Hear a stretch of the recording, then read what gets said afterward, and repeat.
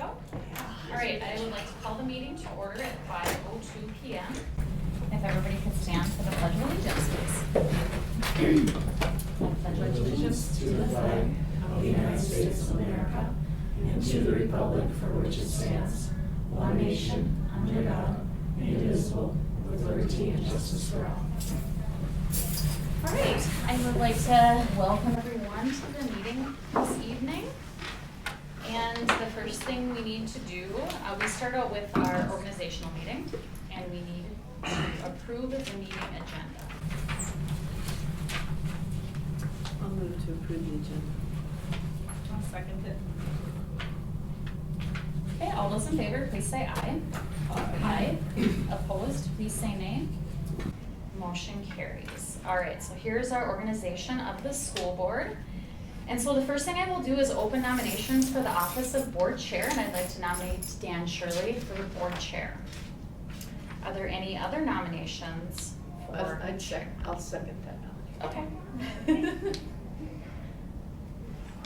All right, so I asked once, and so I asked twice. Are there any further nominations for the office of chair?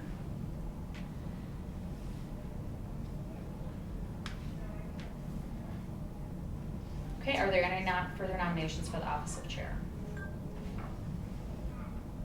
So no further nominations, so congratulations, Mr. Dan Shirley. You are the board chair. And that also means you take over from right now. Okay. Do you want to switch spots or do you want to stay there? Well, no, I'll stay here for Okay. now. We can that'll shout be- things to you. That'll if you be need a help. good excuse for things getting a little bit bumpy from here on out. That's okay. Congratulations. At least. Thanks. Yeah, thanks. Well, thanks to Sissy for the numerous years that she's served and done all the different officers. So, thanks to you for that. Thank you. You're welcome. It's been great. Yeah, look forward to having you around to provide some mentorship. Okay, well, with that, we should move on to the election of the office of clerk. So, are there any nominations for the office of board clerk? I'd like to nominate Deb White for the office of board clerk. You can do that. Are there any further nominations for the office of the clerk? Are there any further nominations for the office of the clerk? All right, I'll close the nominations, and since there aren't any others, Ms. Deb White is the new clerk. Congratulations. Hard fought election. Campaign. All right. Okay, so let me just make sure I've got all my ducks in a row here. Okay, and now we will move on to the office of treasurer. Are there any nominations for the office of treasurer? I'd like to nominate Carrie Jansen for office of treasurer. I'll decline the nomination. Sorry. Numbers aren't my strong suit. I don't think I'd be well. I'm going to tell you, it's a great experience, and it's a very You're not- educational You're part not of it. balancing the checkbook. Yeah, it's an Not interested. educational part of it. Not interested in planning, sorry. Okay. Well, I Yeah. nominate Nina. I need to Do you have understand time? what's involved in it, because my time is pretty insane right now. What is involved in it? Well, sure. Yes. As I guess the The former. current? The Former? Yeah, I don't know if you can hold two at the same time, No. so I guess I'm the former now. Basically, it's not really a numbers game in terms of arithmetic or those sorts of things. It's a matter of oversight. So you review the bills, you make sure that there aren't any skipped checks, just a little bit of, it's basic oversight to make sure that, there's nothing out of the ordinary. If there are any questions with particular bills that don't make sense, you get that clarified, and then, if there's anything that you wanted to bring to the board for discussion or whatever, that would be, and, it's a matter of reviewing the bills at each run, which is, Like once a month kind of a deal.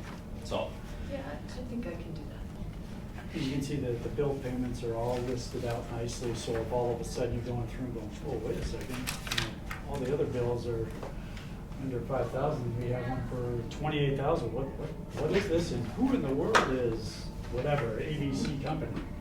Those would be the questions that you would want. And Lori has a document Mhm. stating what to look for, Okay. what procedures to follow.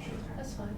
I think I could stand to learn a little bit more about where we spend money and I think it's a good idea that everybody do it at one point or another because it is insightful of, you know, basically what's going on with the cash flow, so, I mean, as far as what's going out at least. So, all right, are there any further nominations for the office of treasurer? Are there any further nominations for the office of treasurer? Okay, I'll close the nominations, and without any further nominations, Mr. Rena Rogers is the new treasurer. Congratulations. Okay.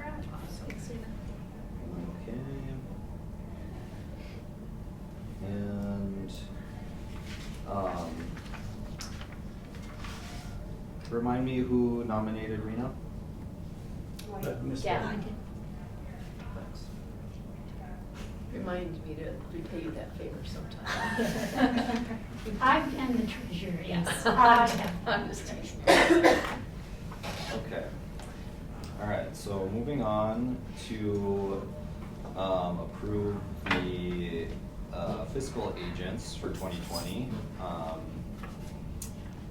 We are looking to have Dr. Crandall and Lori Backlund continue, so we need a motion to approve them. So moved. Second. Oh, go ahead. Okay? All those in Second favor? that? Carrie. It was a big fight. We did, we punched over it. Excuse me, is there any discussion? Okay, all those in favor? Aye. And those opposed? Okay, the motion is carried. All right, moving on to approve business manager Lori Backlund as the school district staff eligible to conduct electronic fund transfers for the year 2020. I so move. Okay. I seconded. All right. Any discussion on this? There's a couple that happen a month as the treasurer. You see them come through, different wire transfers, that kind of thing, moving the money around, so pretty straightforward. All right, all those in favor? Aye. Those opposed? Okay, the motion carries. Moving on to 5.6, to make the appointment of board members to the respective committees. So, in our packet, the one that you sent today, Pam, was this.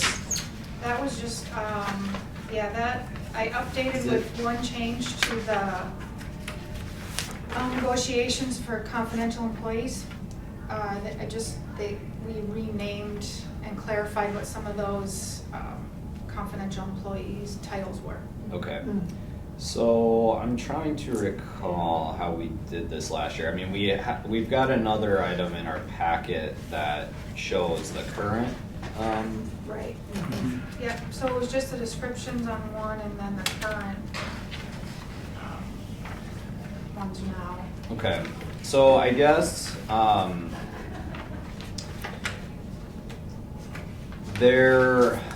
I guess sort of my 2 cents on it is I guess the board chair is compelled to be on one or two of them. Two. The YMCA Advisory Council and the YSAT. Yep. So I guess I'll take over in those positions. And then I guess how we did this before was like, is everybody satisfied with the committees that they're serving on? Any requests for change? I just would say that the CCA negotiations last year still has Carrie's name, Uh-huh. and That changed. that did change. Yeah. Sure. And I'm on the QOC till August, or June. Okay. Yeah. So that second page is kind of done. The Communication and Collaboration Committee hasn't been active. So we haven't been assigning somebody for that. And I would be willing to, meet and confer. I'd be willing to do, meet and confer. I need to pick up something else. And you'll stay on the LAC one? Oh, yes, Of course. Of course. Yeah, because you're on that one, Dan, that would take one of the things off of your plate. The meet and confer. Mm-hmm. I am. And I had sort of, so I guess I was kind of envisioning hoping to stay on as the part of the negotiation team for the CCEA. And I kind of liked the idea of the meet and confer sort of going together with that, although I don't need to be on all these committees, so, it's not. Well, it's for the meet and confer are 2 board members, so if you and Deb want to do that together. Well- Carrie was on it too. Yeah, it was Carrie. Okay. I was but- only doing it because I was feeling guilty by not being on more. Well, Well, we have more to pick from, like the There- advisory council, the North Shore Collaborative. sure. So the North Shore Collaborative is one that I have been doing, which, actually, the commitment for that has tapered off. In the past, it was 6 meetings a year, and now it's quarterly, and 2 of those are by telepresence in the school. So they're the 2 in-person meetings. One of them is in Tofty at Bluefin, and That's an entire day, right? no, like No. an hour and a half, 2 hours. Yeah, And then it's the other good one, reminded me. the other one's at Beaver Bay Community Center. So, but it's kind of an interesting one, actually. Well, yes, I'm just, Have you done it before? no, but I just know my time constraints in Sure. my life, so. Sure. I would be, yes, I'll take the North Shore Collaborative one. You'll stay and meet and confer? Sure. Are you capturing this? I'm trying. Okay, because I don't have a printout of it, and I don't really have a I got good it way done, to- and I'll email it to them. I'll email it out tomorrow. You can read. Okay. So, We have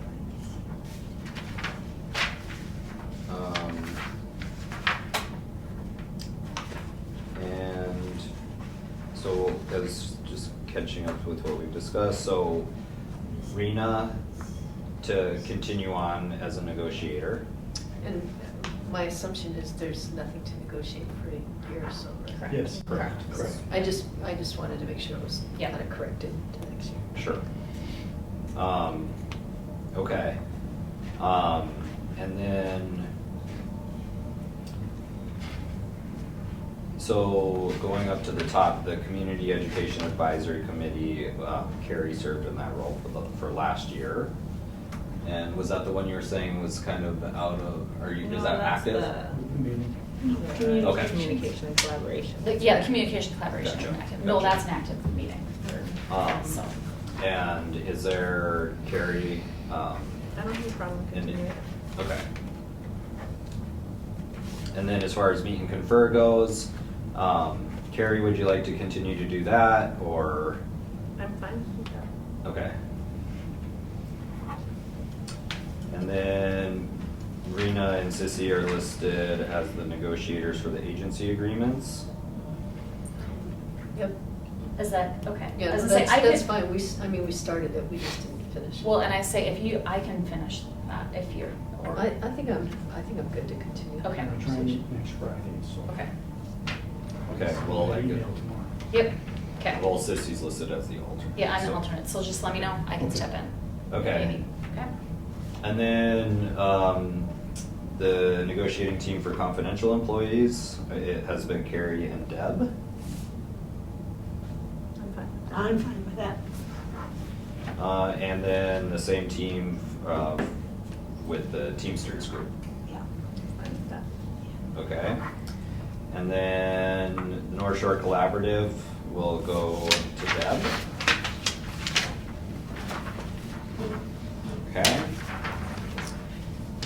The Quality Oversight Committee, Sissy is gonna continue to serve Oh, until. that's Arena now, isn't it? No, it's, No. I took over. She has Moved to the go other take over. direction. Yeah. We had to You change- took over for like a second and then you couldn't. No, I went to like 3 or 4 meetings, Yeah. and then when I got this job. Because this one is not on the same calendar year. It It's isn't. like It'll be June. June. So to- in June, so by the August meeting, we'll have to designate somebody. August. Yeah, August meeting, we'll have to designate somebody Okay. to do that. Yeah, it was, with negotiations, it got to be a little bit too much for me. Okay.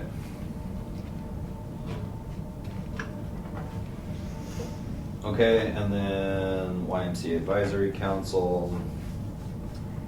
That gets to be me, and the YSAT, me, and the Communication and Collaboration Committee is dormant.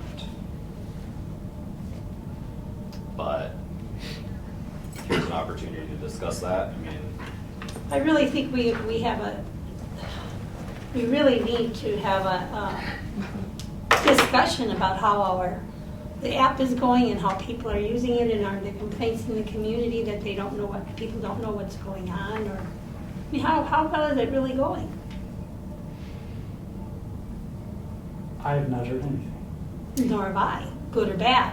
Is Yeah, there I a would way look to get at- statistics from it, you know, for Yeah. these things, Yeah, you we can get a pull report. statistics, I how can many have hits that it at gets, next meeting. okay, Mhm. okay. I will do that. Can I start a report of?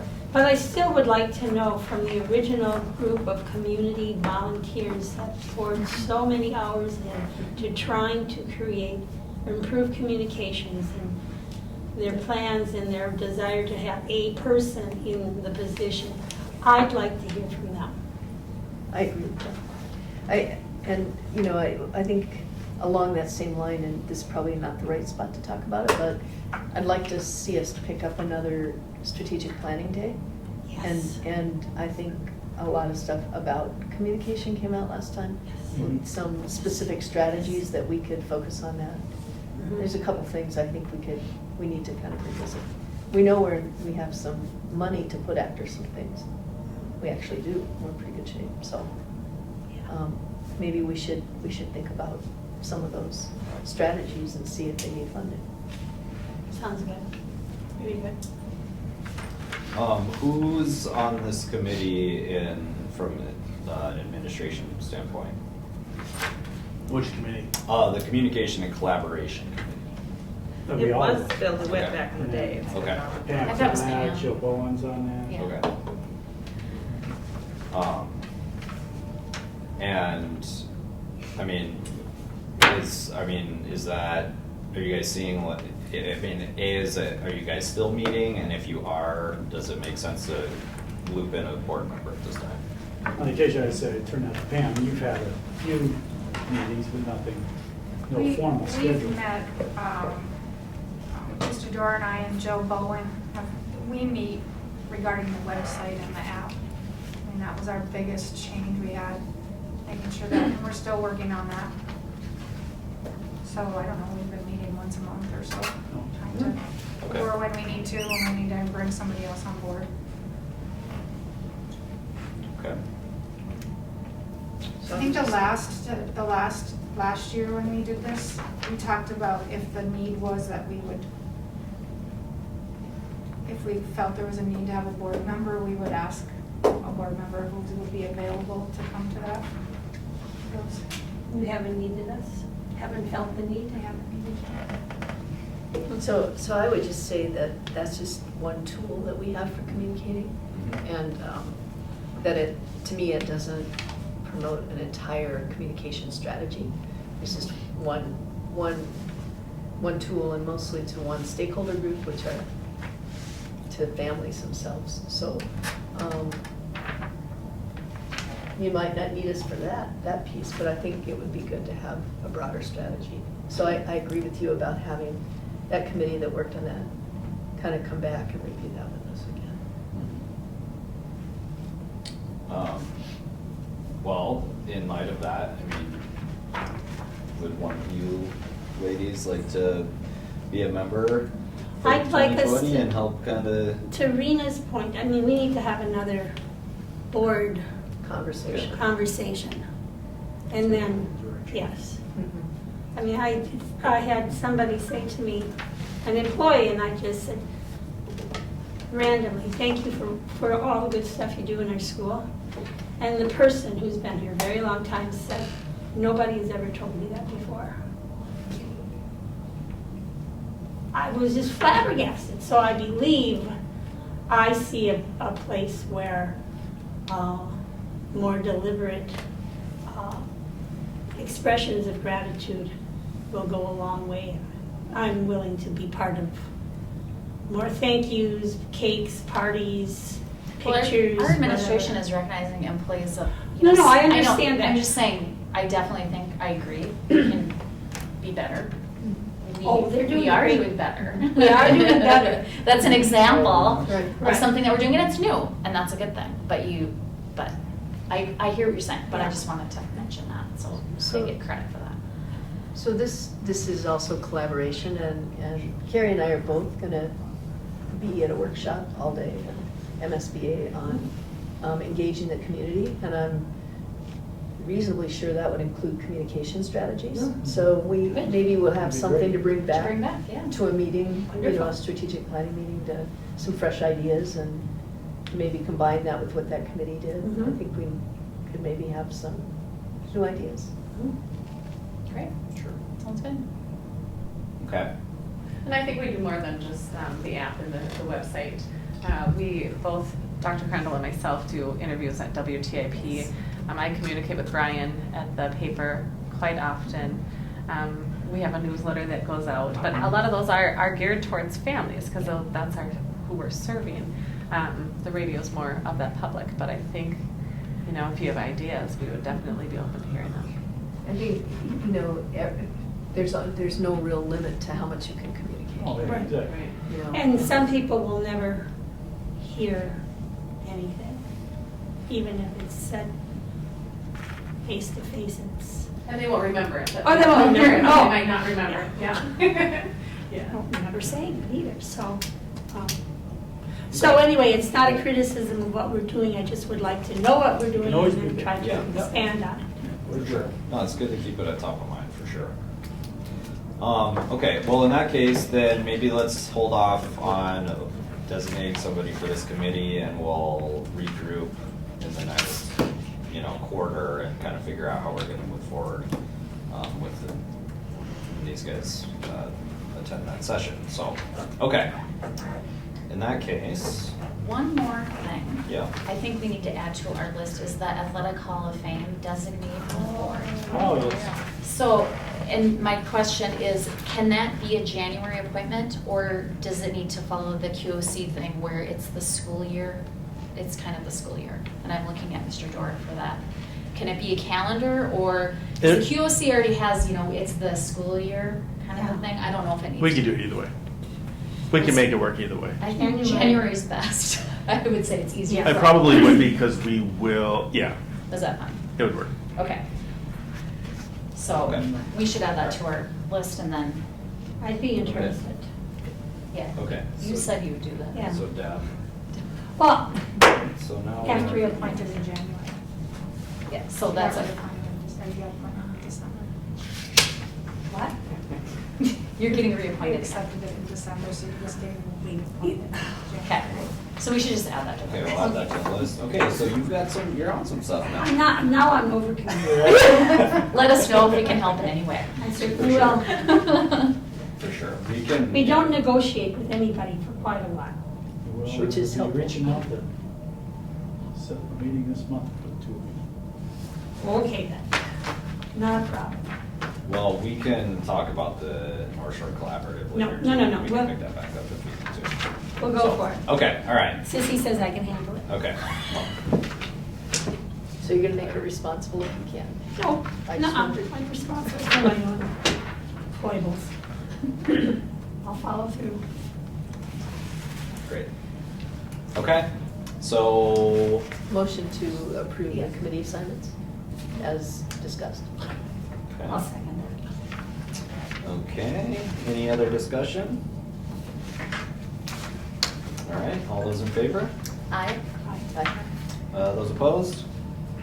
All right, and that carries. Moving on to setting the school board meeting schedule for 2020. So we've currently got the proposed dates of February 20, March 19, April 16, May 21, June 18, July 16, August 20, September 17, October 22nd, November 19, and December 17. And I think in every one of those cases, almost every one, that is the third Thursday. It's the fourth Thursday in October. Because of that's the due mess to- Um, Did- We- I'm sorry.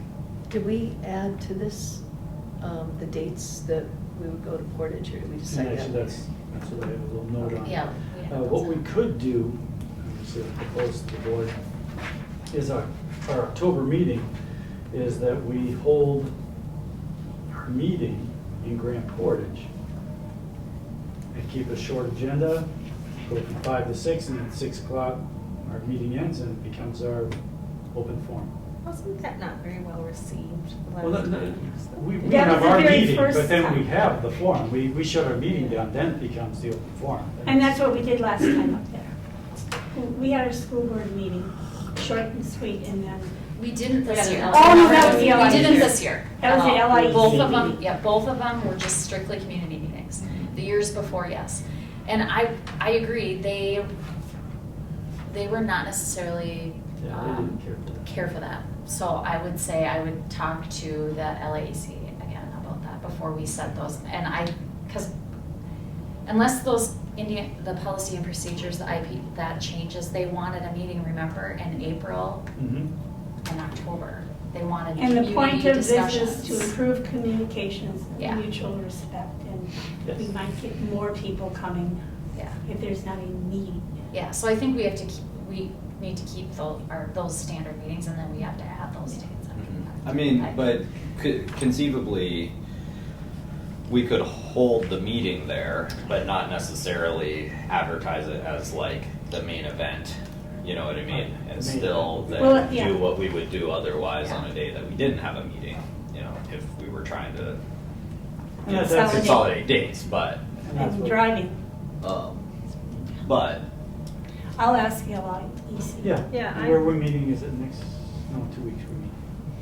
And then, remember White and myself will be meeting with John Moore and Maria, and we can talk to them about it as well. Mhm. When we're talking about the IPD. But it seems like we want to get 2 dates on the calendar, though, for sure. For get-togethers at least. Okay, and then so we will just wait, and then is that? I mean, I suppose we can just add to this calendar any of these special events. I mean, at that point, if we want to get together and have another discussion of strategic planning, maybe focus on communication, Mhm. etc., we'll just find a date for that and add that in. And I mean, that being said, I just sort of philosophically like the idea of us getting together a couple times a year.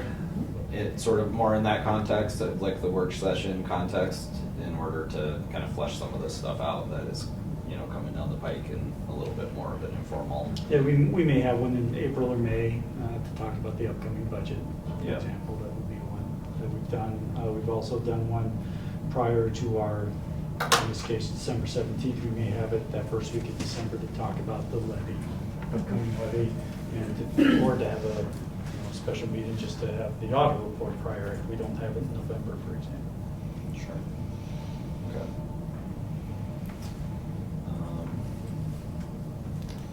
But So we- we're waiting until but- April to have a school board workshop?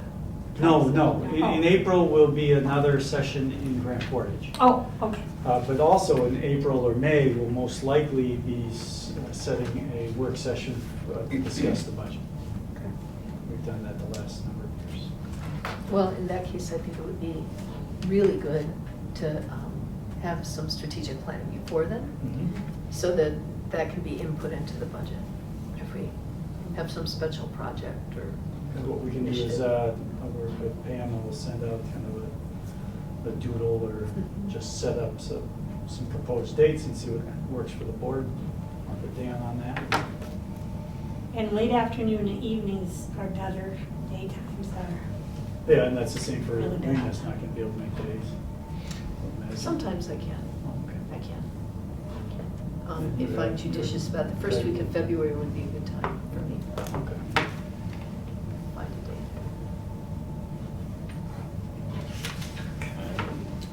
a date. Alright. Okay. I'll make a motion to approve the board meeting dates as presented. I'll second it. Okay, any discussion? All those in favor? Aye. Those opposed? Alright, that carries. And now we'll move on to 5.8, approve school board compensation for 2020. So we increased it by a little bit last year to $2,400 per year. With the chair receiving an additional $700 stipend, and then the negotiating teams may receive a $35 per negotiation stipend as well, in addition to the mileage and for all meetings. It's at the IRS rate. So. So moved.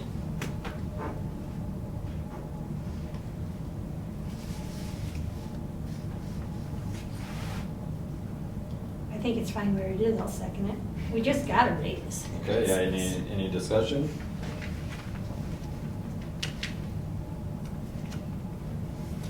Okay, all those in favor? Aye. Those opposed? All right, motion carries. Now we have the approval of our financial institutions for 2020. Let's see, that's in our packet. I believe there's no proposed changes. We've got Grand Marais State Bank for general banking, payroll, and the activity accounts. The Minnesota Trust with PMA for investments and payments from the Minnesota Department of Education. And the MSDLAF for payments from Cook County Auditor, and the North Shore Federal Credit Union where we maintain a scholarship account. What is MSDLAF? MSDLAF? Minnesota School District Liquid Asset Fund, I believe. Yeah, of course. That's what I was gonna say. You probably were. No, I wasn't.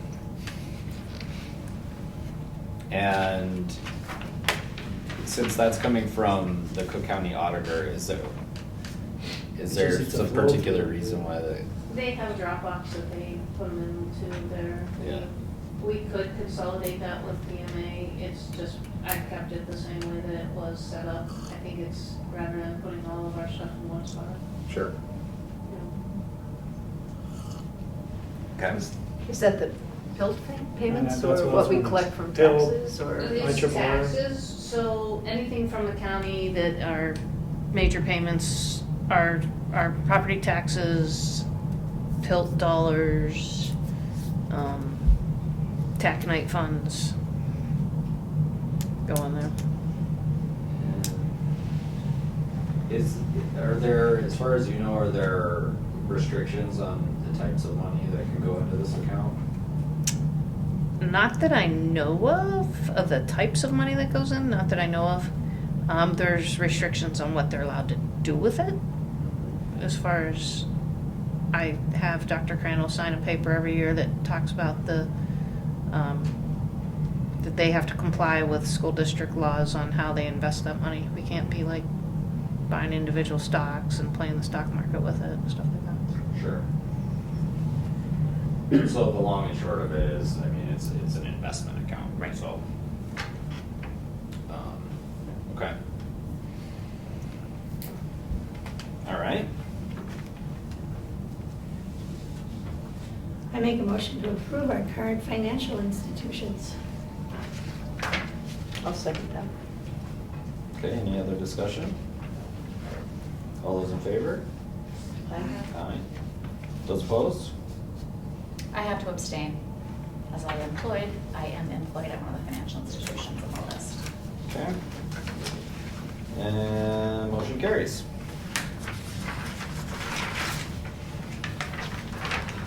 Okay. 5.10 is to approve the Cook County News Herald for publication of public notices.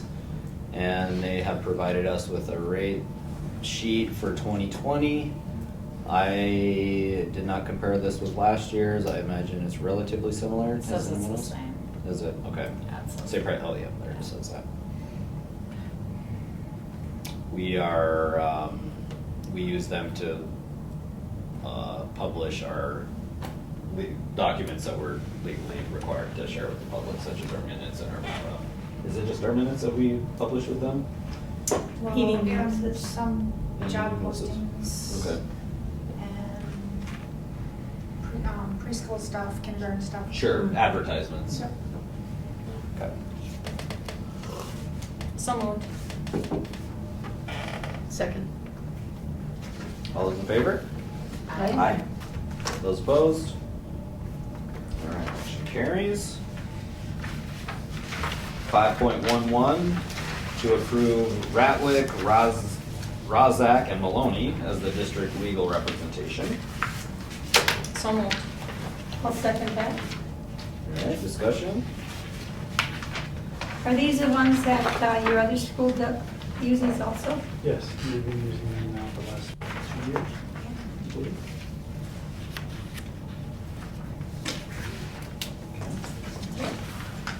All right.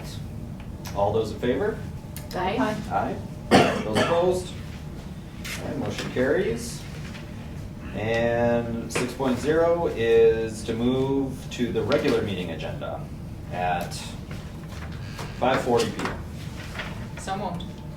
Second. Discussion? All those in favor? Aye. Aye. Those opposed? Okay.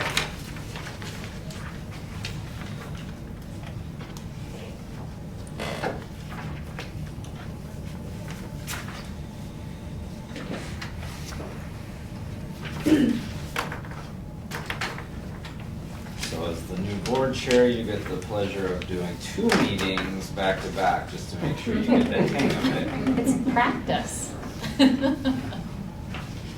All right. All right, so at 5:40, we will call the regular meeting to session. Welcome, everybody, and we first need to approve the meeting agenda. So moved. Okay.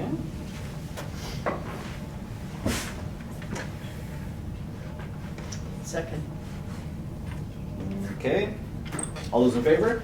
Aye. Those opposed? Okay. 4.0 is community comments, an opportunity for the public to address the school board on a school-related item in accordance with the guidelines printed at the end of the agenda. Dan? Oh, there wasn't any. No comments? All right, no comments.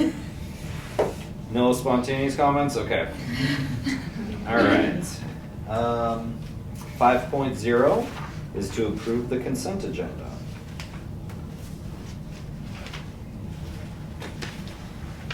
I make a motion to approve. I'll second that. Okay, any discussion on any of those items? Is North Shore Waste, we spent almost $3,000. And is that going down now that we're recycling? At all, do you The know? recycling is just in its infancy, so I Oh. would expect to have a big change in it. Okay. And then for the public utilities, is that for water or water and Water, electric, and, sewage? Sewer. Sewer, okay. And why are we paying, what did we pay the highway department for? fuel for our school district Oh, vehicles. okay, that's right, We get it at a better rate. yes.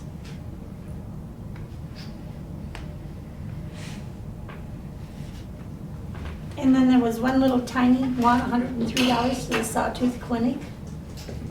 Bus driver physicals Oh, okay. for their, yeah. Is that you? Yeah, Hmm, last 2 years. okay. Okay. All those in favor? Aye. Aye. Those opposed? All right, motion carries. All right, moving on to 6.0 is discussion and action items. 6.1 is culinary arts and industrial arts updates. I'll turn that over to Ms. Myers and Mr. Dorr. All right, so looking at our culinary arts program with that beautiful new facility, we also have a new instructor this year, Tom Milesny. Right now, he is serving 83 students total, and he has 4 block classes. So he is here on just A days and serving that many kids in one day. So that means that he doesn't have a prep during the day. So he has that on the B days. He will come in and he'll prep his work. What I have seen in the classroom, I have done my observation with him, and what I see is him teaching the lesson in the classroom areas. That includes the verbal lesson, also with a video. And then he takes them, the video is pertaining to whatever they're going to be practicing, the culinary arts skill. And then he takes them into the kitchen for 4 or 5 different stations, depending on the size of the classroom, and then they make something. I have seen them do cookies for Christmas. That was the most recent things, and they shared those out. He's also worked with some fermentation with kombucha and the sauerkraut, and there was something else that I remember. He's also used some of the Ruby's Pantry items, like gotten a share of the Ruby's Pantry to show how you can use some of those. Learning how to do different things with eggs as well. So really a popular class, I would say. If we chose to make him, or make the program, not him necessarily, but the program a full-time position, we could fill the classes very easily, and I think that that would be a great use of space. At this time, higher ed is not using the space, so for a full day, it sits without being used. I've also seen Ms. Oberg use that space with her students to work on some of the skills that they need as well. So, and just for some male-female numbers, there are 58 male students that are receiving it and 25 female students. So. But again, it could be a full-time position with the interest level of students. Any questions for me? Is that across which grades? Okay, so right now, we have 8th graders taking it, and then 9th through 12th grade. And they're in a combination classes. So there's some skills that are being taught in like a culinary 1 and a culinary 2 class for those grades. But then 8th grade is general. A couple things to add to that. When you work on the middle school, high school schedule, that is the #1 most popular course. So he really doesn't want more than 20, because when you have the 5 workstations, you got 4 at a workstation. If you get past 20, then you kind of get into a situation that's not as safe. As Ms. Meyer said, 83, which is a touch over in 4 sections. And there's 26 in one class. If everything stayed the same, which I don't see why it wouldn't, it would at least be my full recommendation to make that a full-time position. We'd easily fill that class for 6 periods over the 2 easily. It is, I have 2 kids in it, and I actually have 2 kids that cook at home now. So, I never thought I'd see that happen. And he has worked with our Native American Studies instructor, Mr. Lichty, and brought in Delma from Grand Marais. They did a traditional Thanksgiving feast in his off day, so he came in his off day and they did that. So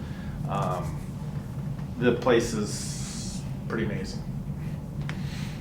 Would we be able to staff it for a full-time offering? We have our current instructor is very interested in making it a full-time position. What is his FTE right now? What is he at right now? 0.56. Yeah, Because 0.56. he gets an extra bit for his prep being on that extra day.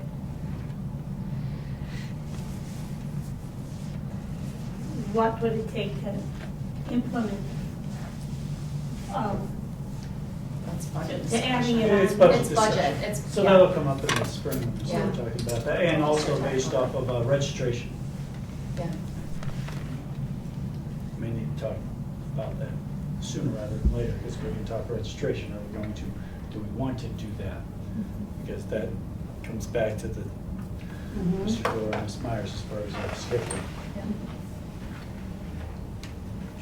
And then the Great. Industrial arts? industrial arts. Yep. Yeah. A lot. Industrial arts is kind of like culinary arts, very popular, lots of kids. And so, in culinary arts, for instance, I have 20 kids on a list waiting, if there were any openings. I have the same in shop, and the reason why that happens is simply because you just can't put 40 kids in a shop with a bunch of saws and expect one person to be able to monitor that. It's just, it is what it is.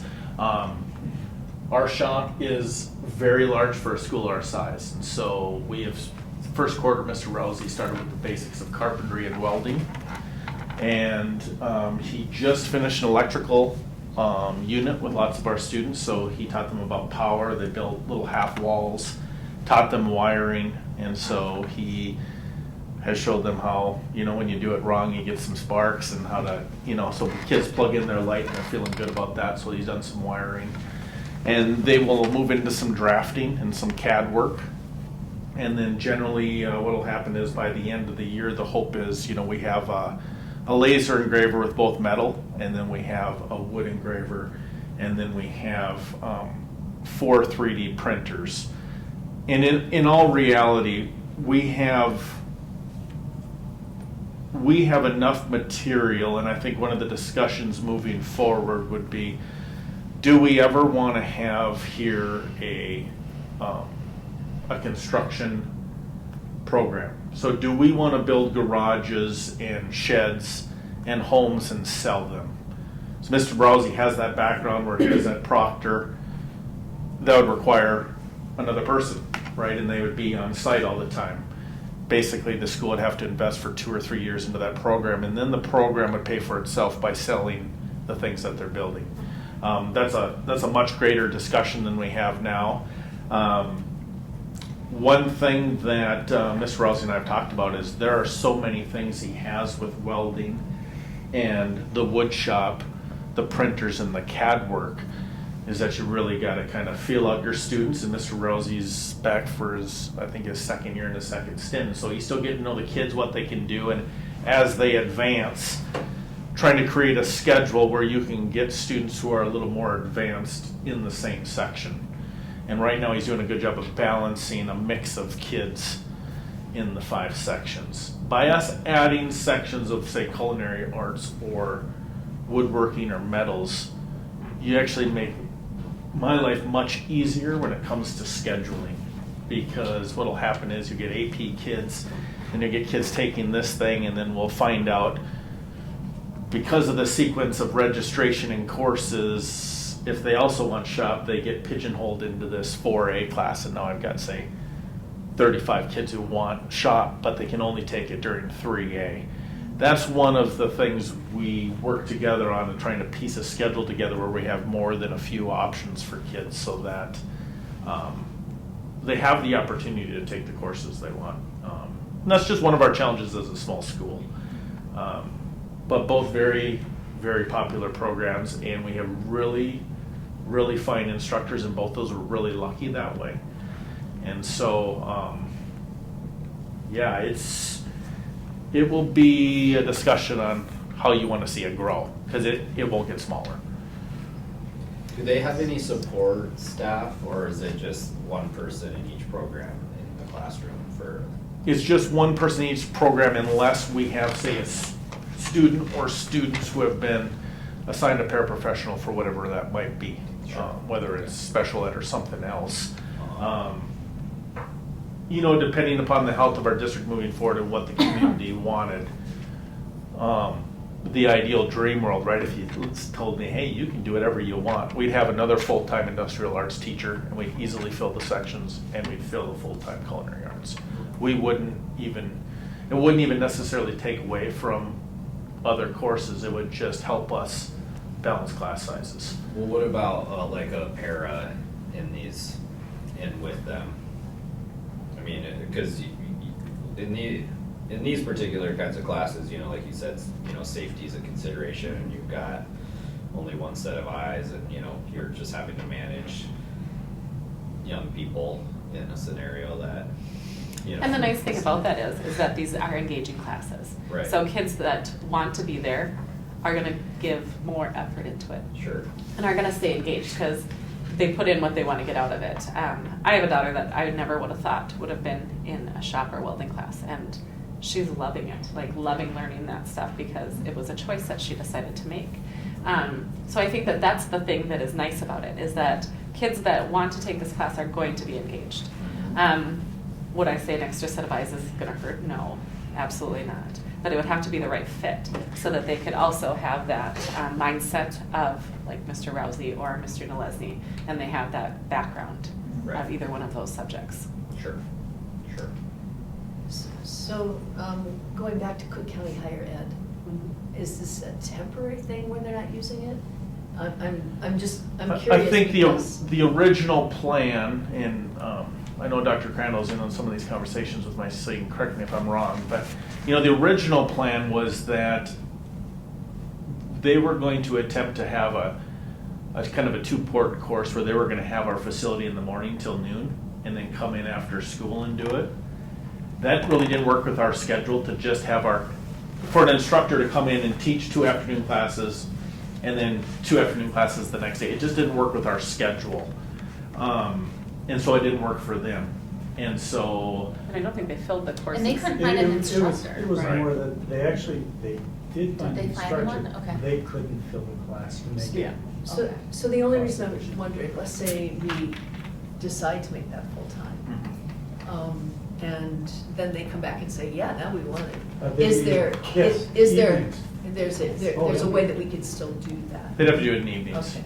Well, Or at prep because the time. reason for this facility is for our students. Right. It's our students, Right. our number one, Our students. our Right. school building for our students. No, I get that, but I didn't know what our Oh. agreement or arrangement or whatever. No. I just- No, actually, agreement. there's no agreement No or any agreement. arrangement, but they are very much aware that the facility Okay. is available. Yeah.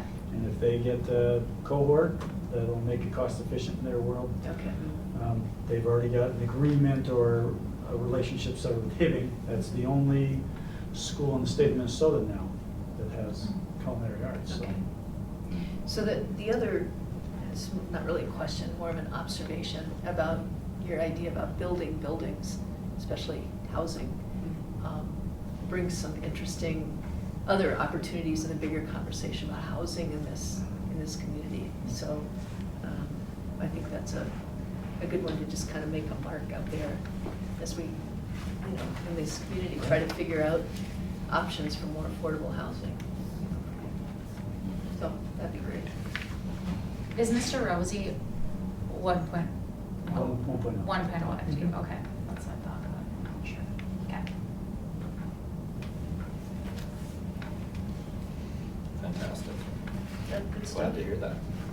And then the robotics program uses our printers as well. They've made parts to pass for the robot and whatnot as well. So that's another group that uses it after school. Well, and I know that higher ed teaches a welding class, Correct. and Yep. so they probably pay whatever fee because I took it. So, I was the only student, so it's like private lessons. It's great. Super nice space. All right. Back to the culinary arts. So did we hold that space open assuming that higher education was going to use that? Or we just decided that was as much as we could handle for the first? we wanted to see where the program was gonna go, and Okay. we knew that we were going from Mr. Gesh to Mr. Nalesny. We were going through a transition.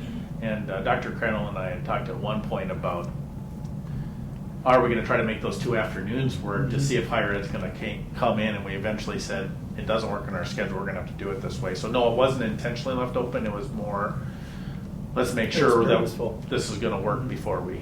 Okay. Kind of make it work for someone if they're gonna take the job, then they know what their schedule is ahead of time, and so they can do something else. similar to, and it would also work for higher ed. They would know when it's open. Well, I would just like us to make as many offerings as possible for our students in school here. And I really appreciate higher education, but this is for our kids. Yeah. All right, thanks so much. Okay, so moving on to 6.2 goals report, and there's no report this week due to the long break. Okay, 6.3 bond update, same, no changes from the last period due to basically everybody being off. Okay, and so 6.4 is to approve the expenditure and revenue report for December of 2019. You got that as a handout. So take a look at it. So moved.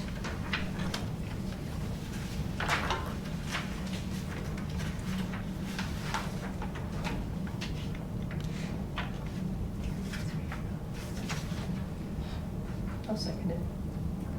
Okay, discussions?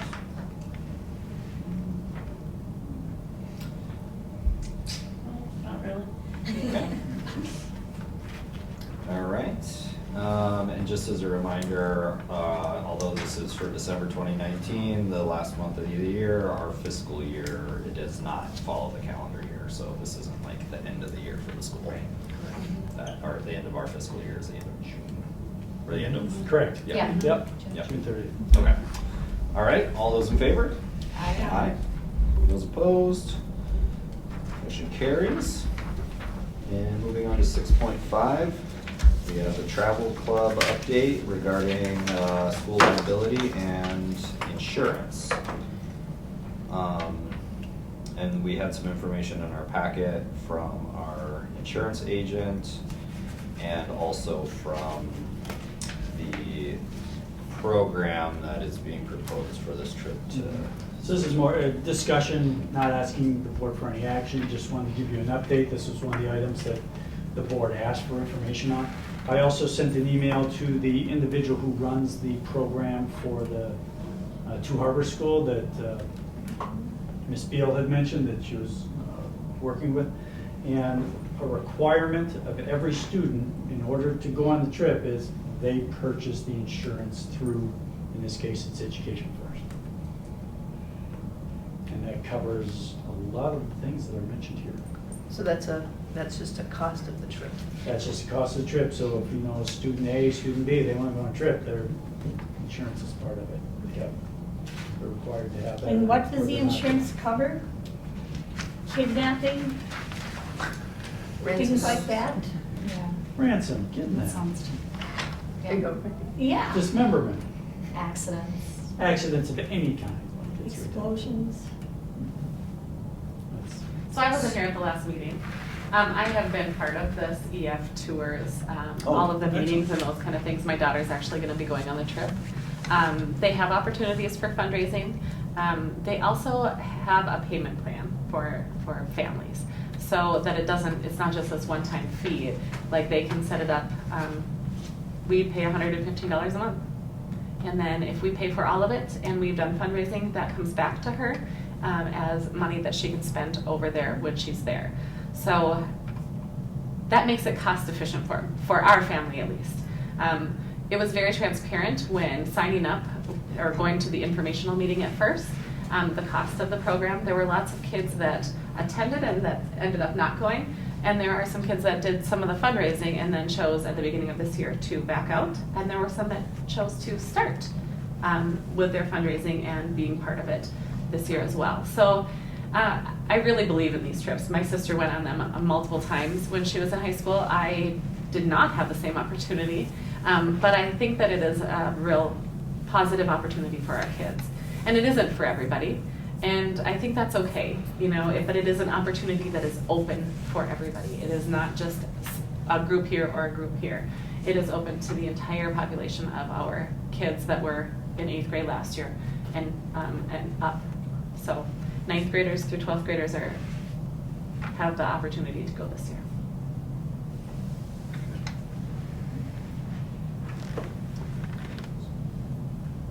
and I'm not sure if there was other discussion about it either.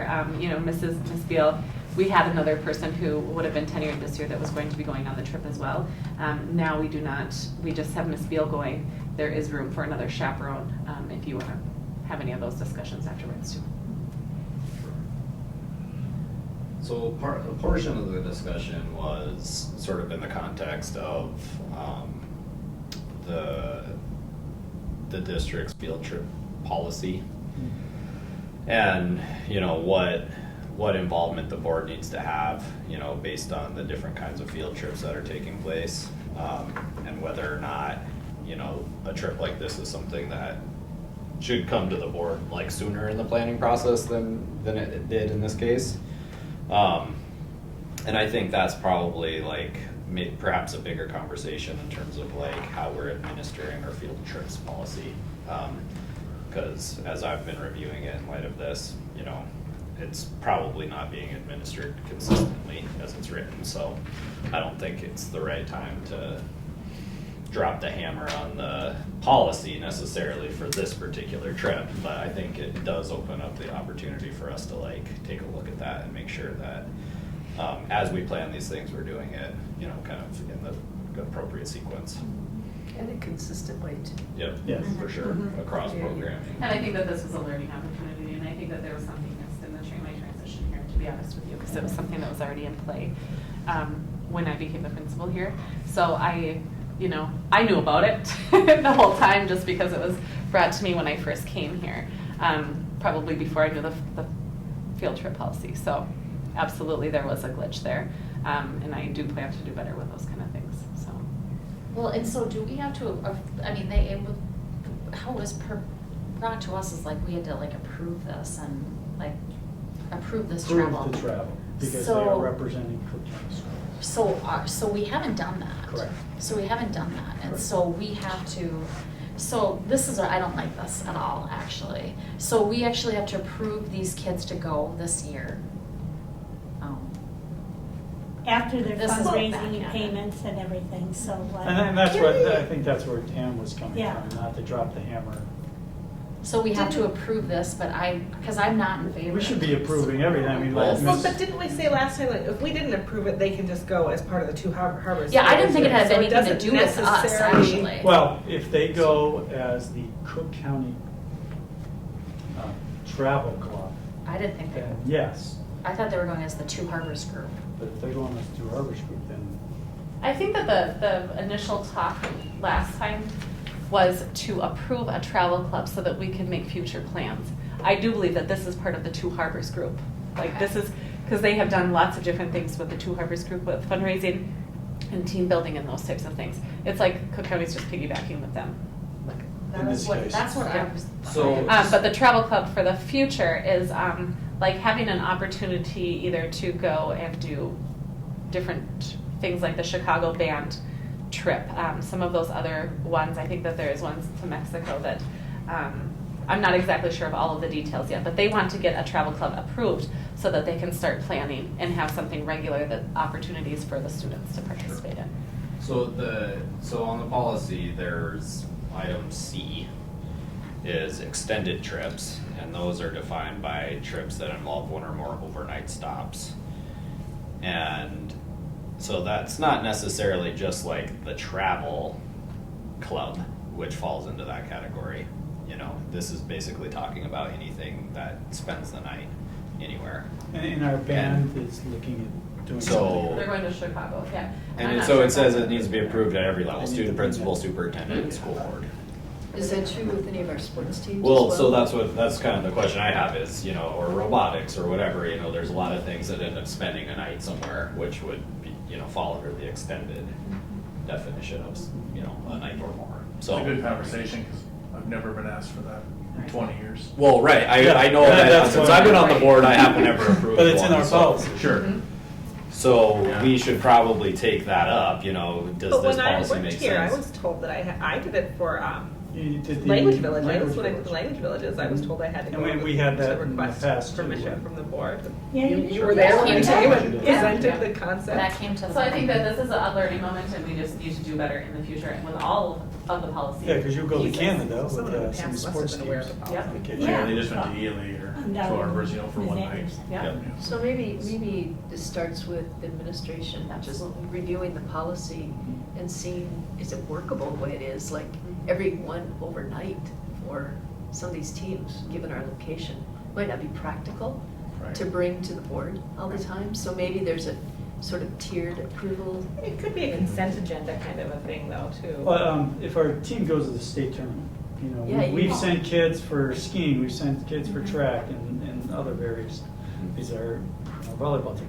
They're spending the night down there. Yeah. It's true. and- The and- board's saying, yes, go, we're Right. supporting, it's not, But it might not, there might not be a board meeting in a timely enough fashion. So perhaps we need to just look at it and make some recommendations for changing it.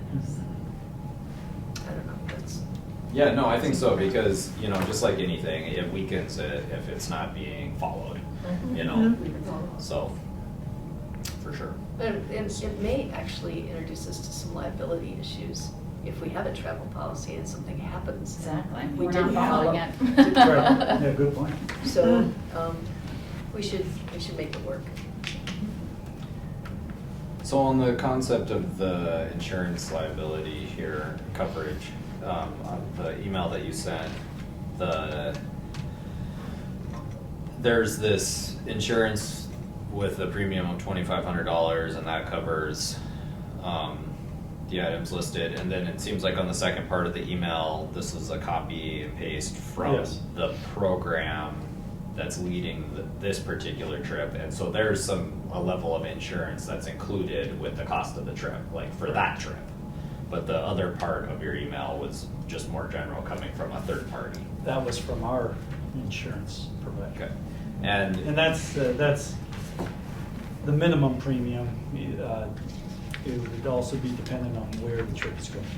now is that, were they taking, when they gave us that quote or ballpark, were they considering the coverage that we were already being provided by going through this company?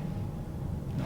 Okay, because we may not need the same level of coverage because we're already basically buying some insurance. Well, the kids would be required to have it. Okay.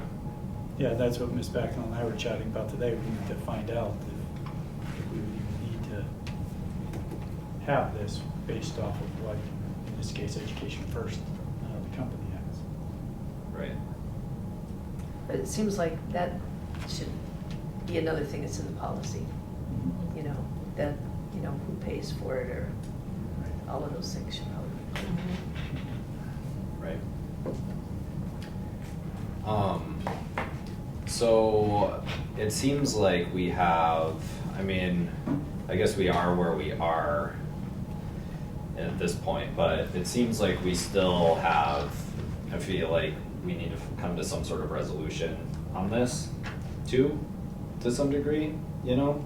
We've gotten some good information here, but like, I think we need to kind of like pick it back up and, so we can move forward with it. So, I mean, what would you recommend? Should we put it before the board to approve this particular trip, or, you know, what would you recommend for? I would recommend that, and at the same time, I do, during my research, I was able to acquire a couple of different forms. And that would be, so for if I'm going to be running a travel club or like going to the language camp, they would fill it all out. And that would be taken care of, and that would be a checklist as well, so they know that they have to take this step, this step, this step, and then it would come to the board. You know, go to the administration would have to approve it, and then it would come to the board. Because hopefully the stop gate is being taken care of when they talk to Ms. Myers and Mr. Dorr, saying, hey, what about this, what about this? And so when they come to the board, it's all, you know, a nice package, and all your questions should be answered. Sure. Yeah, I think that's a great idea, and that's especially applicable sort of on a going forward basis, but I feel like we're a little bit like in limbo with this particular plan, you know? I'm just getting that sense that, you know, we need to sort of tie it I don't up. think we need to approve this. I think Because so. because they're going with 2 harbors. Okay, I don't think we need to do it. I think we need to Okay. work on our policy and get our policy fixed before we do anything. Because I don't think it's a good idea to put our stamp of approval on this trip with all these questions. I'm gonna say, I'm not voting for that. I'm voting no, I'm gonna tell you. So I do think we just say, you need to finish with your 2 harbors. That's, you guys did that program. You have to finish it. Then, when you get all your ducks in a row, when administration comes back with a recommendation, then we can have another real discussion about it. I think I agree with you. Because The I still have an travel economics issue with this whole thing. Sure. So the Yeah. student activity accounts that run through the district office, I believe they're running money for this trip to do that right now. Well, we did not do this properly, obviously. But I'm still saying I don't think we should approve this. I don't know, but that's my opinion. going But I with would say 2 not harbors. approving it, we're not stopping it. We're not Sure. stopping it because Sure. we're going with 2 harbors. But moving forward before we do another one, Yeah. I think we have to have. I do want to say that I think what's happened is you've had 3 different administrators in the process, right, from the beginning Okay. to now. So we're paying a little pain for that, right? I take most responsibility, I have the most overlap. I would, however, just encourage the board to understand it's a great opportunity for kids. Parents will ultimately decide whether we can afford it or whether we can't. That's not our job. So we believe in either giving the kids the opportunity, or we don't, as long as it's well thought out. Ms. Beal's well thought out, probably hasn't been presented the best. And then it's kind of like I get in Mr. Nelson's robotics team. I either choose to do that or I don't. People will either choose to be part of the travel club or they won't. Right? And I brought this to all 3 of my kids and said, would you want to go on this trip? Well, they're like, well, maybe. I'm like, it'd be this much money. You'd have to pay this much. We would pay this much. They're like, they all declined. I don't want to spend my money on that. So ultimately, the family unit will decide. I don't really know if that, I think that's kind of overstepping on our part as the school. I think that it's a good program and kids can decide to do it or not, and we go from there. But yes, I agree that we can have our ducks in a row better, and we'll come back with a better proposal and more things in line. So I am totally, I think everyone learns more from traveling.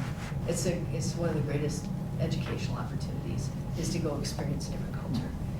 Practice your language skills, whatever it is. And so I'm totally on board with it.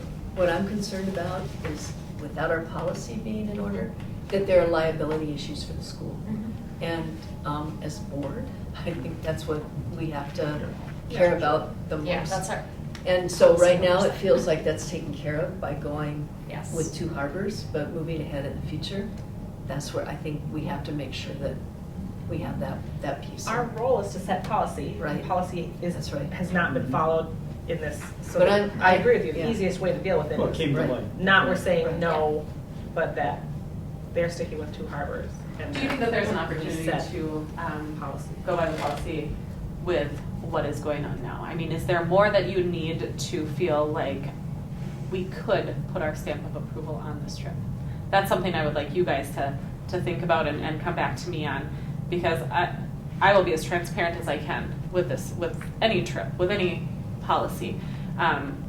It is unfortunate that all of these things did not happen in the way that they should have, and I'll own it too, because I was part of it for, with my daughter. But I don't want to say to these kids, well, your school board is not behind you. And I'm not saying that to encourage you to say it one way or another, but I want them to have a message from you guys saying, I think this is a great opportunity. I understand you're going through 2 harbors. Have fun. Good luck. We support you. Whether it's being approved here or not, I think that message needs to come from you guys, because otherwise it feels like you're not behind them. Well, how would you like us to do that? Well, I would like you to tell me what I need to do to help with the policy piece. Well, Dr. Crandall discussed, a checklist that would be developed. I mean, what's can that be developed and can we? Oh, We have 6 months There's until it some- happens, so I definitely think that there is Yeah, time there's some real good and ones out opportunity there. for us to fix this. that I've already gotten, so we can take it and we can pick on this. Now, We could, there is yeah. a piece, if, you know, I think it's, well, whatever. There is still a piece of potential financial, like the district would be on the hook for potentially buying more insurance. Right. So they're, regardless of if they're going through two harbors or not, right? Is that what I'm hearing? I don't think so, No. 'cause No, we're not okay. putting our This, blessing on it okay, so this whatsoever, is, right this now. $2,500 insurance, we would not need. This is just like information if they go gathering through for the two hubs, future. correct. Okay. Okay. But I think that is a good point to say that the majority of the financial burden will be borne by the families participating, but if the school is gonna sponsor it and whatever, we gotta bolster our insurance to cover it, so there is some sort of a cost. You know what I mean, in the future? Potentially. You know. I think this Yeah, we company need to do a little covers, research from and what find I've out. read, this company covers Okay. insurance, so I'd be interested to find out. It's That's probably a good question. part of that, there's probably a subsection of this form that is insurance specific, and it's like, okay, well, the program needs to have, it needs to cover, you know, X, Y, and Z from an insurance standpoint, you know, these things up to this dollar amount, you know. And make sure that we have a policy in place that's gonna cover those. Okay. Do we have any sort of documentation that says Two Harbors is taking on the liability for this trip? And just For our look at students? some of it. The only reason you would even want to know that is if this is a Cook County trip. It's not. Thus far, it's It's not. I mean, Sure. I don't think that is, but that's just. I mean, it ultimately only takes 3 yes votes to approve it, so it, you know, not that we want to go that direction, but like. Well, I think we need to have If you- a policy, if you- Yeah, follow I'm a policy. 100% I think we sure need to that do, we and there's no should. rush to do this, I think we need to be thoughtful about the policies and things that we set.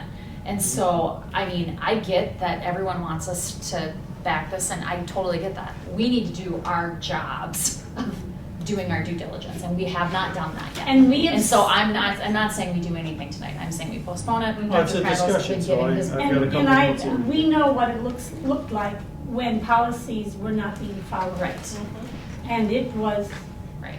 a long haul to get everything right again, and a lot of changes had to happen. And now things are better, but if we have a policy and we're not following it, Yeah.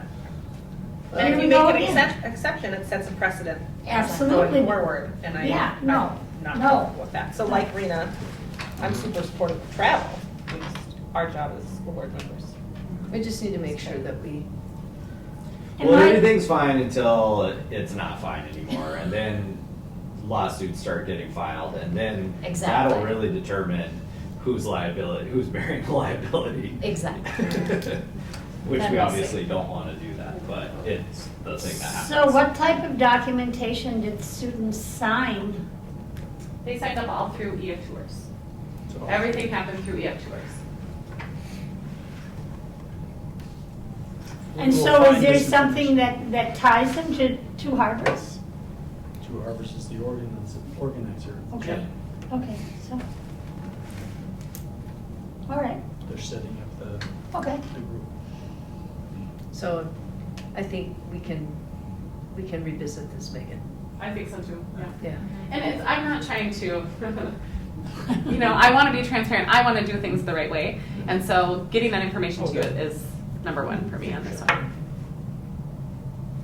I think there's a bigger conversation too about all the other places we're sending kids off to, you know, and Right. making sure that we're following policy on that as well. Yeah. Mhm. Or that our policy makes sense, because it might be too onerous the way it's written, actually. Mhm. If it requires board approval every time a sports team spends the night. Right.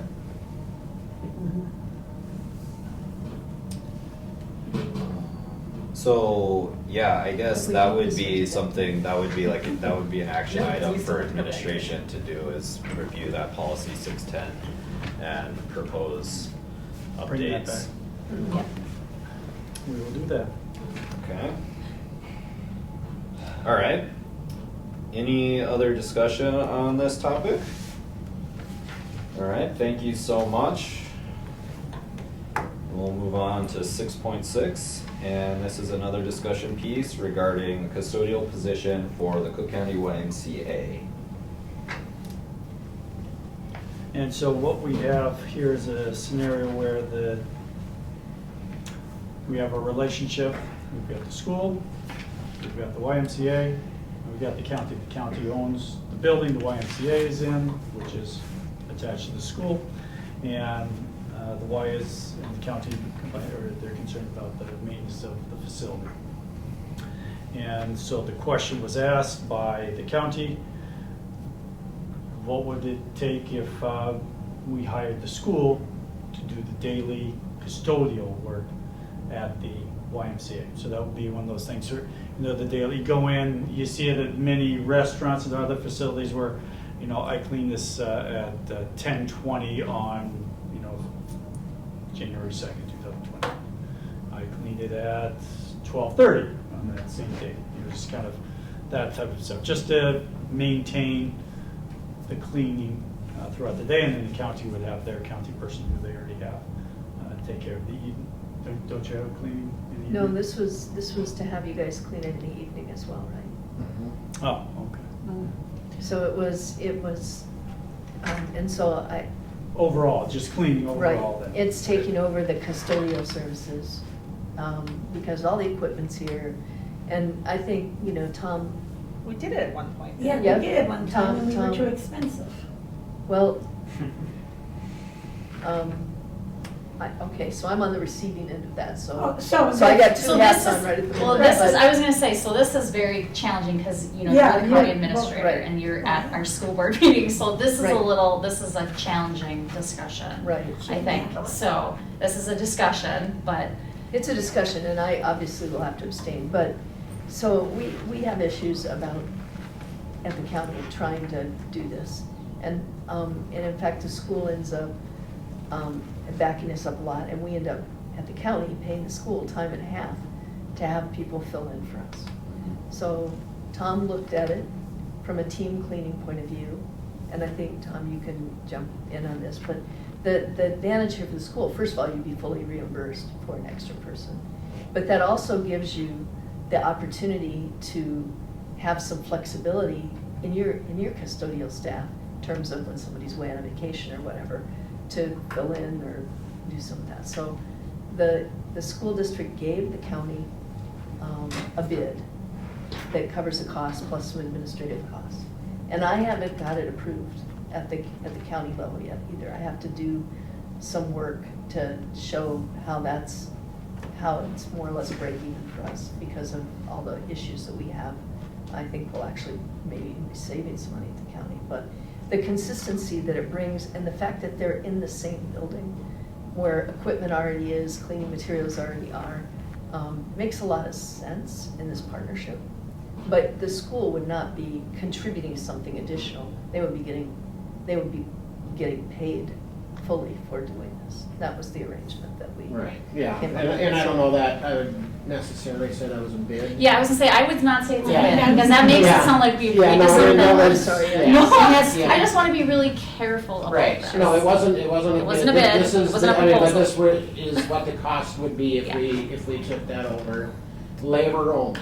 Mhm. Yeah. And then we're on, And our so- custodial staff would be on call during the course of the day at the YMCA also? Well, we would take over the custodial part of it, so. Entirely, so, Right. okay.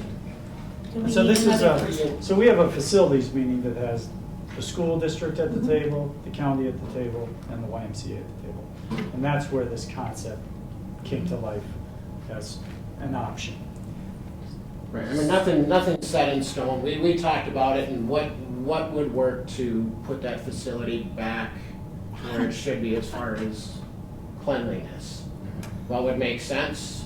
But I've it only- would make sense for us that do this that have everything here to bring that back. Well, I have every confidence in our custodial staff and the quality of what they do, but, I mean, I've only heard the rumors out there about why it hasn't been working, and I don't know that just because it's our custodial staff that we'll be able to overcome the problems with keeping it clean. And that's Right. my biggest concern is the county has not been able to keep anybody in that position. That's the reality of it. Mhm. That position cannot be filled. It hasn't been able to be consistently filled. Mhm. So my big concern on it is taking over something, and we would have to hire somebody completely separate to get in to be able to do this. So, we would have to hire somebody. The issue is, we have a great custodial staff right now. Everything works peachy. We're all good to go. Everything's fine. So we're gonna put this into the mix. All of a sudden, we have to hire somebody, and that doesn't work out. And I don't want to be on the hook for something. So I would say I want to be able to get out of this. I want a contract that says we can get out in 2 weeks. We give the county a 2 weeks notice, and we're done. Because that's the reality, is I'm not willing to sacrifice our custodial staff for that. And I'm also concerned because of, I've been on the Y board for 3 years, okay? So I also want it laid out specifically in a contract of the communication of who communicates with whom and how that works. And so, we are contracted, the contract is with the county. It is not with Y or the Y staff. And so there's some pretty specific things that I would be pretty demanding on that it would consist of. And there'd have to be an understanding, and the Y would have to be included in the understanding. But, who speaks to whom about what, who, what, where, and why, and the process of, okay, so you think that needs to be clean. There needs to be a pretty, this sounds maybe a little crazy, but I think it would need to be laid out, because like I said, I don't want this to be our burden, and I don't want this to be our problem, because it's not our building, it's not our problem, and I don't want it to become that. So I do have a lot of concerns. Right, I do about too. this. Well, and I just don't Was there a think, discussion that, was there a potential scenario that the Y just took it under their umbrella and They hired tried. an employee? They tried that before. So Yes, one of the they tried problems that. is, and part of the reason that it hasn't worked is with the county, there's been like one person there at night. So you've got an individual person. Yeah. Tom's scenario is more of a team cleaning kind of a thing. So we've had one person, and then that person maybe leaves early, or there's no supervision, or, it's a kind of a hard thing anyway. So that's a piece of the team cleaning concept, I think. But I agree, I think we need a thorough agreement both ways that say, this is what is done on a daily basis or a weekly basis or whatever. And it's a service level agreement that we all agree to, and this is the compensation for it. I'm all about that. So actually it was Tom that came to me and offered it. So I didn't come to him. I was looking at, is there somebody in town we can hire to do this? Because it's not working from the county perspective. and I why wanna- is and it I wanna not be- working? Part of that is our management issues on our side, I'll just say that. And it's not our job as school board No, members right. to do that. So the question is, will our staff encounter the same issues? That is my That is point. where That's Ms. what I'm Lundy is saying. talking about, that we'd have, I Yes. just wrote down kind of a chain of command, very specific. Yeah. Because this will be, Or work orders, or whatever you want. So you Yeah. would be Relationship with the contracting with county, the it's county. not with the Y. Yeah, Yes. that's right. Yes. so the And- Y doesn't have anything to say to us. Yes. And the other piece of it is, the county owns the building, so the building maintenance, like pool maintenance, repairing things, that still is in the county staff, right? This is just the daily custodial Janitorial. cleaning, the janitorial stuff. And Gets heavy use, so the bathroom probably needs to be cleaned a couple times throughout the day, not just once at the end of the day. And that's Kind of a what thing. got offered in this arrangement, is that the person doing the rounds in the school could also just include that. So, from the county's perspective, it's certainly worth considering, I would say that. And with my school board hat on, I would want the same things that you're asking for. I would want that on both sides. I think the clearer contract is, the more complete it is, the happier everybody is in the long run. So. No ambiguity. No, Right, none, right. none. And so I'm with you on that. Mhm. I'm looking for solutions in this partnership. That's it. Mhm. And I'm not looking to take advantage of anybody on either side. Mhm. And I'm sitting on both sides of that fence. So, and so clarity is the key to that. And to make sure that, and I trust the numbers that I got from these two, that does cover their costs. So, we would just look at it from that point of view. And so at this point, still conceptual, as Rena mentioned, she hasn't even presented to the commissioners, so. Mhm. When we get around to that and we have a contract, will we have our lawyers look at that? Yeah. Yes. And will we get a chance to review it also? Oh, most definitely. Yeah. Yep, that is definitely, that is your prerogative, that is your world. Mhm. Do you want to say anything else, Tom? Do you want to say anything else? No, I'm good. Okay. No, it just came up. Good. We meet with our facilities team and what would be the best for the whole complex. Is how this came apart. And if it works, then we do it, great. If we don't, great. You know, I'm here to help on that side if we need to. And if it doesn't look like a good deal, then let's turn it around. Sure. Well, Tom obviously is super effective in managing this sort of a thing. And I mean, the work over there isn't unique necessarily, you know, in terms of the tasks, et cetera. So, you know, hopefully he would. Right, I mean, if we spell that out, I mean, the Yeah. first thing is, the district is not responsible for the pool. Right. Okay, I mean, and we put that right out, so I mean, that gets any liability on that pool away from us, that stays right with the county. And some of the other issues we've been trying to address in fixing the building. Turned out there were lots of leaks in the roof that was, you know, air was being blown out, and chlorinated air, and we spent some money a few weeks ago getting the roof sealed up better and the air handlers working. So some of the things that were causing some of the real issues around mold and chlorination and other things are now being controlled. So the county needs to do its part on that, on the building, and I'm trying to get after those things. But we're just, I don't think we have the staff in place to manage that, to manage the custodial in an effective way. So I'm looking at other options, just as an option, from the county's point of view.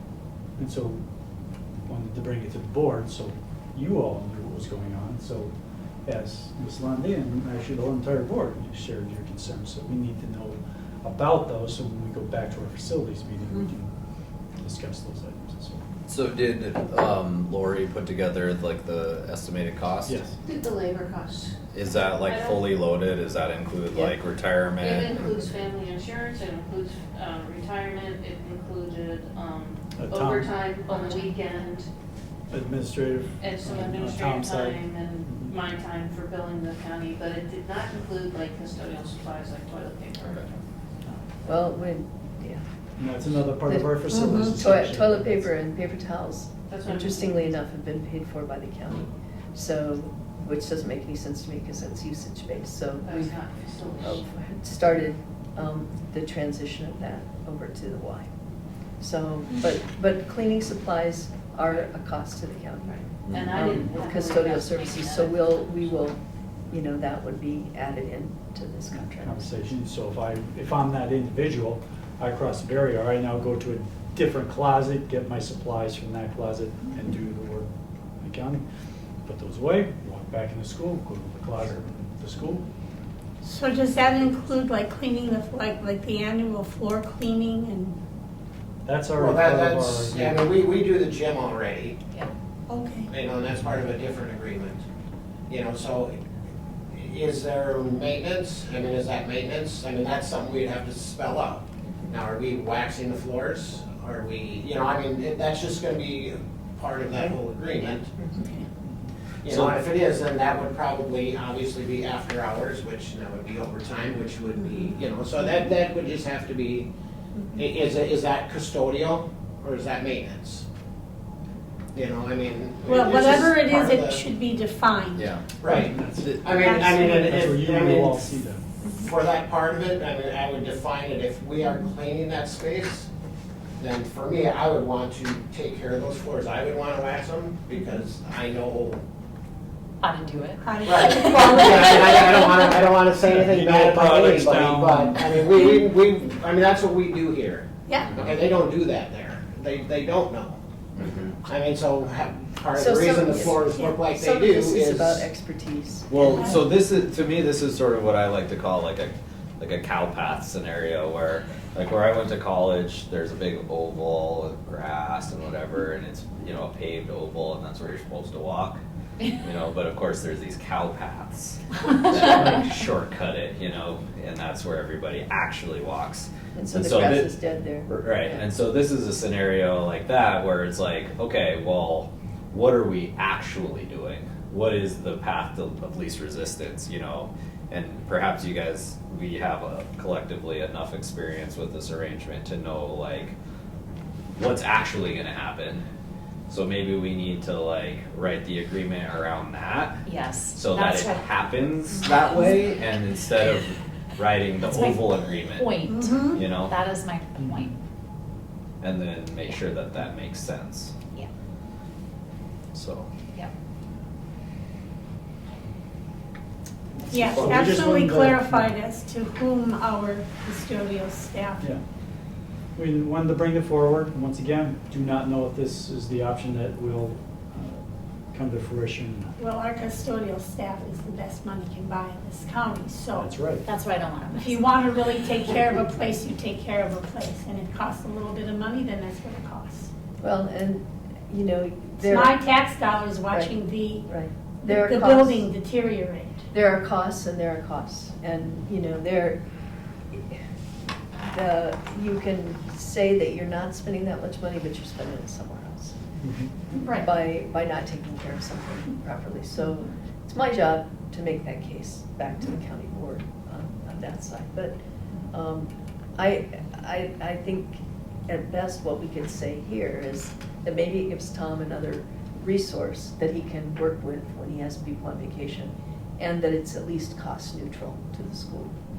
Covers it, you know, it covers the cost that this takes the school to administer it. And that's, you know, I don't know what other benefits there might be to the school. I mean, I'm, you know, well, there's a lot of Y membership at the school, so there's sort of a benefit, I guess, that way. But, you know, the Y gets a higher level of service, and so their product is better. So that's great for them and like the members of the Y. But there's more nuance to this conversation. You know, that there I is, appreciate, because all the money for the, you know, membership goes to the Y. It doesn't Right. come back to the county. Right. It's all cost to the county. Right. Right. So what I want to make sure is that we're spending our money to provide the best service to the people in this county. And if the school can do that better than us, then I think that's what we should consider. And make sure that the school, that the costs are covered for doing it. So that's entirely how I'm thinking about it, guys. I'm not trying to throw it out Sure. on somebody else's responsibility. Ultimately, the custodial and the maintenance of that building is responsibility of the county. How we get that done, there are options, and that's how I see it. But you're right to make sure that that contract is clear, because in just the short time I've been involved in this, one thing that I see are that the contracts, the definitions aren't always clear, and therein lies a lot of the conflict. So, you know, as we're reviewing the contracts these days, that's one of the things I'm asking, to clear up more checklists, more definition, clarity, some other things in those contracts. You're not gonna get a disagreement with me about that. Well, we know you'll do the best for us because you have to come back to this table. It's true.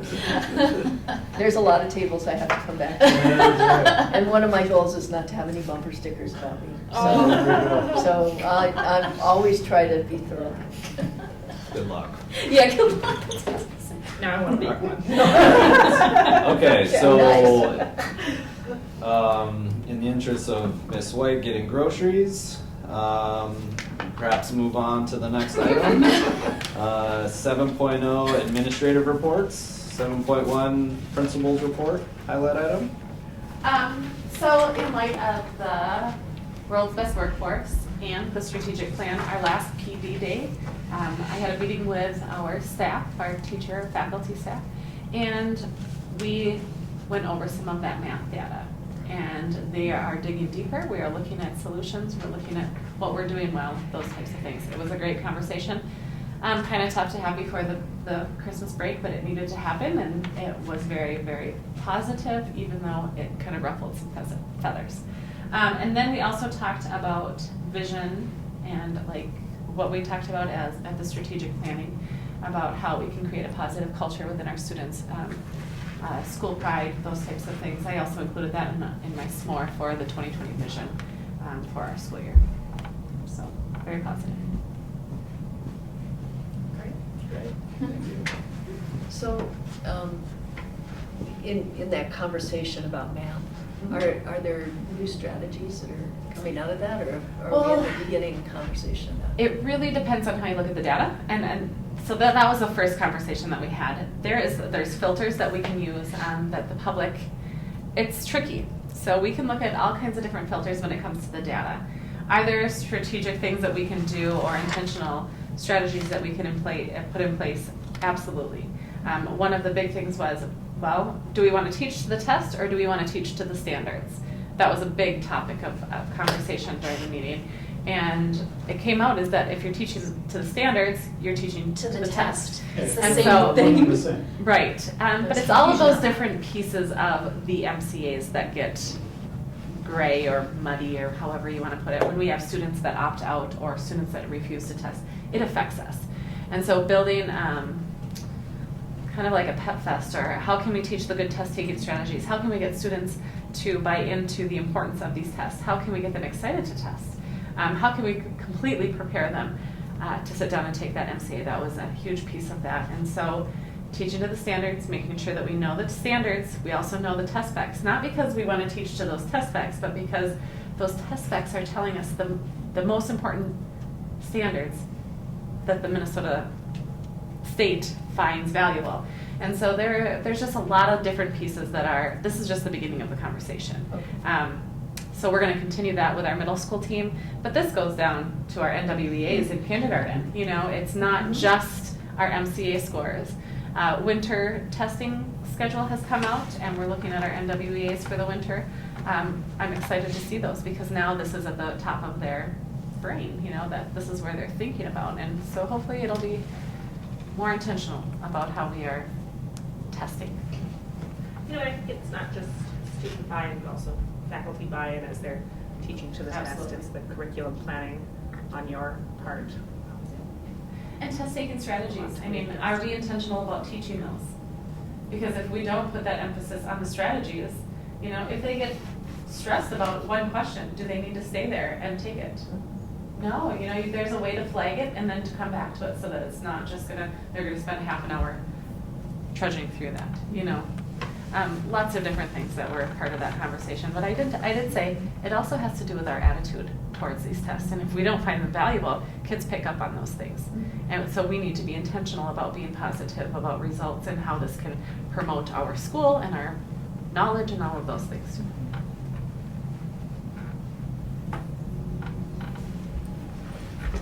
Thanks for Thanks.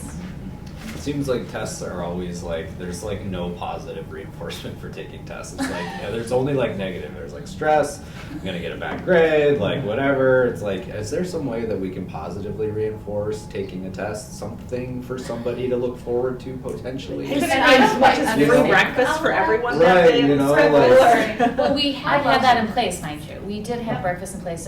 My understanding, because we talked about this at the Yeah. QOC meeting too, Mhm. so you're aware of that. So, you know, I guess we do provide breakfast for the younger ones, but not the older ones. And so I suggested maybe we should start looking for a new sponsor for that. We did have a sponsor years for a while, but then that kind of fell away. So maybe that should be something that is looked into. And we have a PBIS fund that is supported not only by the district, but also by outside agencies. And this is positive school culture. I mean, this is something that we're looking for. We want to see positive behavior in our testing. So, yeah, And I was being sarcastic. I do love taking tests, and so there's a lot of intrinsic motivation for me. So I don't quite understand how people can't love to. That's But then just when you odd. sit behind the student, who just clicks Right. through I Yeah. want to be done. Right, and as a Then you- teacher, I you saw see that. the downside of testing and how I would have students in tears because they wanted to do everything right because they wanted to please me and not do well on the test, you know, or give me what they know. So there's a balance there, definitely, on how much pressure you put on a student or how much value you put on a test because some kids just aren't ready to take those tests. You think about it, if we expected every kid to be 3'8" when they enter first grade, and they don't get to be that tall until they're in 5th grade. You know, like, that's just not, that's not real. And so we have to also look at all of the different aspects of children, because we're dealing with children. We're not dealing with little robots that all do the same thing the same way all the time. We're dealing with children. Well, I mean, there's a bell curve, right? So some kids are gonna do better and worse, but we do treat children like their most important thing about them is their date of manufacture. You know, I mean, Right. like they're on an assembly line and they should all be here. Right. And that's not real.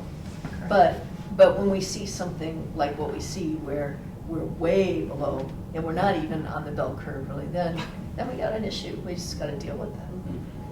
Because it's not like we have a community of people that aren't right, or that we shouldn't have a different expectation that somehow our community shouldn't be on a bell curve.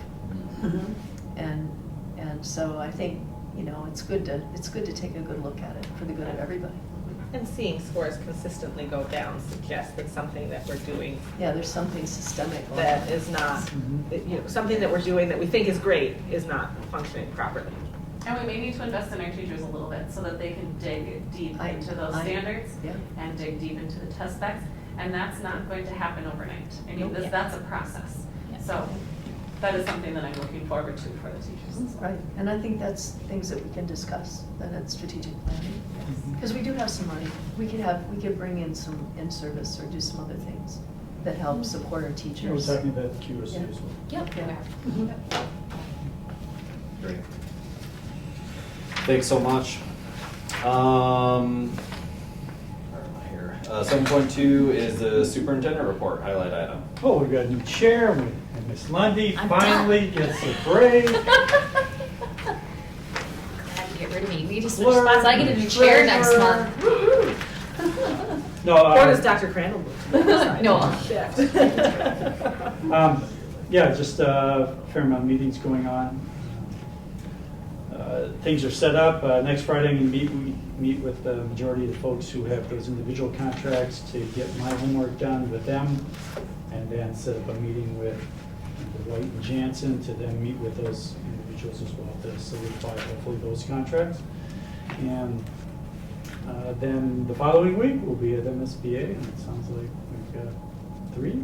The biggest group we've had a Should be long time great. ago. And tomorrow I am attending a meeting with Minnesota Rural Education Association. Who else is there? A couple of other superintendents. I think some of the other entities there. One of the, I think it's Itasca Community College is attending there. And we're talking about the Grow Your Own program for, you know, and we have staffing concerns here. And so the meeting on that, because I've been one of the local superintendents as far as, you know, hey, we're at the end of the road, we can't get people, we need people. Yeah. So hopefully some positive things come out of that. Really, it's a meeting then to move on to then talk to our legislators. So hey, something's got to be done. We're not finding people. Even though we may have some good people, what can we do to make it work? So that's what I've been up to. And then Ms. White and I were looking at, we're coming close to getting our date for the IPP to meet with Mr. Warren and Maria coming up this month. We had 2 days set up already, it looks like. And it is 2 days, right? Yes.